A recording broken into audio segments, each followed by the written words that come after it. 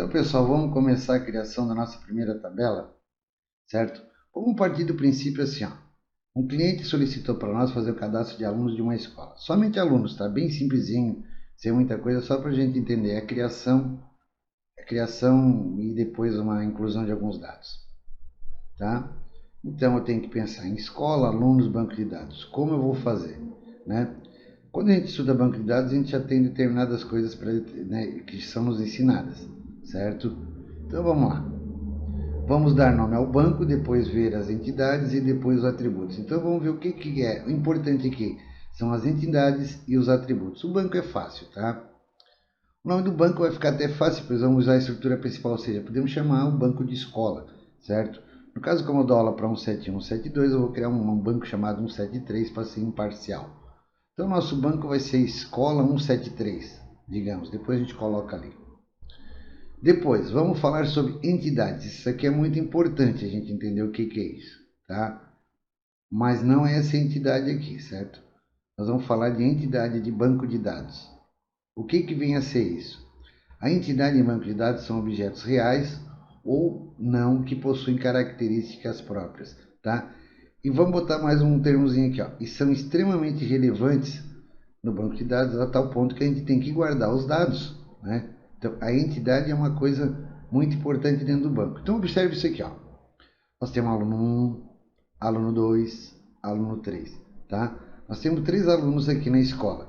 Ora, eu sei que aluno é uma entidade, né? Tem uma importância tremenda na escola, né?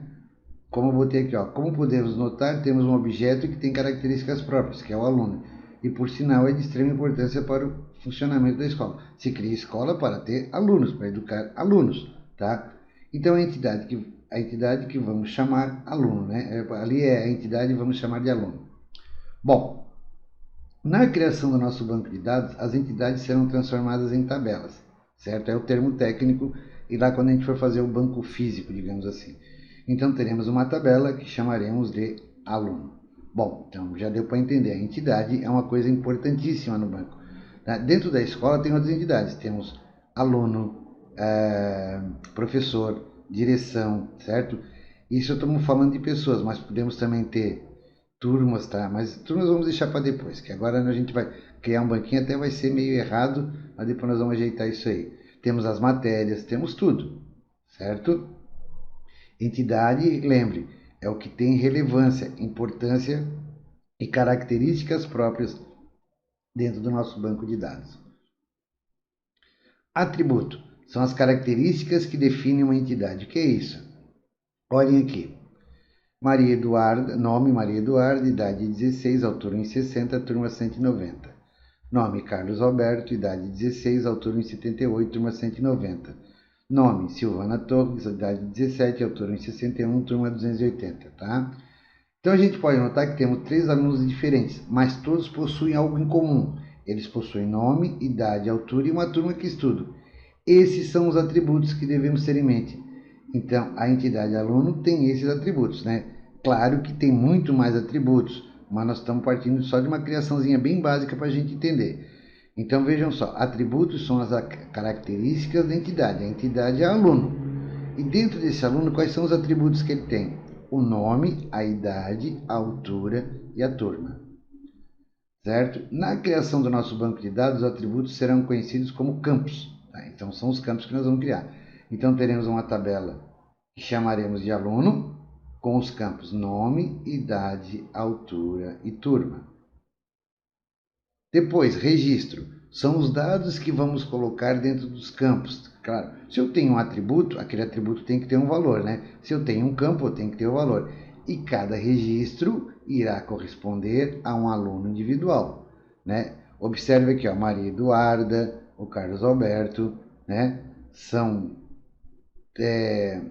É uma entidade aluno, né? É uma entidade chamada aluno, com os campos nome, idade, altura e turma, só que, ó, cada registro é individual, um diferente do outro, certo?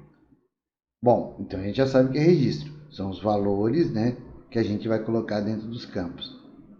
Agora atenção, a gente simplesmente não pode criar campos para guardar registros de qualquer maneira. Temos coisas né? Aqui está errado, né? Temos que olhar algumas coisas antes, tá? Temos que saber que tipo de registro vamos guardar. Palavra, uma letra, um texto, um pequeno número, um peso, um valor financeiro, uma data, certo?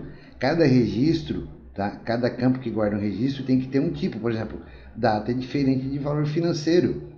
Pode ser uma palavra com X letras, pode ser um texto enorme, pode ser só uma letrinha, tá? Pode ser um número inteiro igual à idade, pode ser um número real, né? Real, quando a gente fala em banco de dados ou em programação, é com casas decimais. Então, por exemplo, a altura tem casas decimais, 1,70, 1,50, 1,60, 90, certo?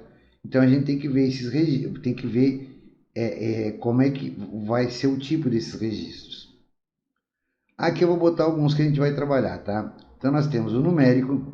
No numérico nós temos inteiro, real e lógico. O inteiro nós temos tiny int, small int, int, medium int, big int. Tá? Depois nós vamos vendo cada um, certo?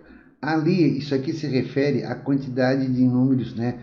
A valores que eles podem assumir, né? Que ele pode guardar. O tiny int é o menor e o big int é o maior, tá? Nós vamos usar int aqui por enquanto, certo? Não vamos ficar muito longe. Só que sabendo, inteiro, já o nome já diz, né? Só vamos guardar o número inteiro.